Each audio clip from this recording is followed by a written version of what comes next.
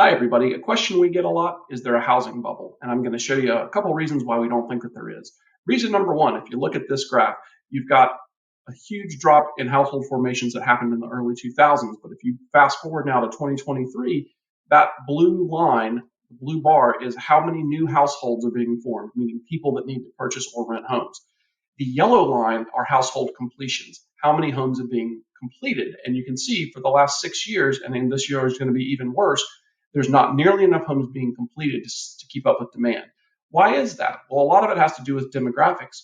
So if you look at this next slide, you're going to see that the millennials is a huge generation, 66 million millennials out there.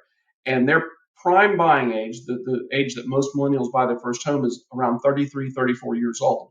Well, if you look at the peak right there, we are just before the peak in the millennial generation, which means that all those buyers are hitting prime buying age over the next 3 to 4 years. So that's a big reason you're seeing household formations rise so much, and you're going to see a lot more continued demand. The next thing I wanted to show you is historically low vacancy rates, both for renters and for homeowners.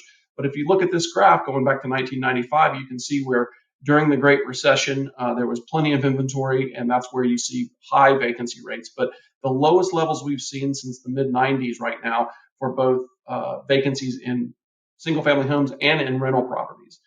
The one thing I want you to do as you're thinking about is there a housing bubble is be very careful where you get your information. And if it's coming from mainstream media, I would just be careful, because here's a little quick graph that shows you starting in October 2015, this is the same anchor on MSNBC saying the housing today is a bubble larger than 2006. Fast forward to 2017, home ownership doesn't build wealth, study finds.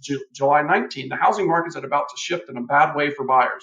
And as recently as 2021, housing boom is over and sales fall to pandemic lows. So look on the right at what's happened to the homes. If you had listened to that newscaster in 2015 and not bought that $300,000 house, look what it's costing you in 2021. $220,000 worth of equity from listening to those guys. So just be careful with that. And the last graph I want to show you that's important is here's your existing home inventory. So if you look again, during the Great Recession in 2007, there was 4 million homes for sale nationwide. That's a whole lot of homes. We also had a significantly smaller population, as we've grown a lot since 2007, the last 15 years. So there's a lot more people.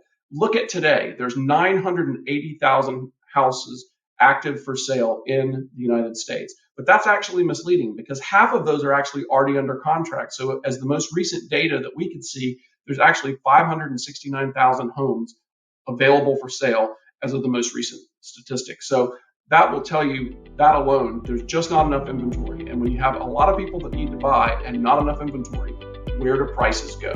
There's only one answer to that, and I think you know it. Thanks so much, and hope you're having a good day.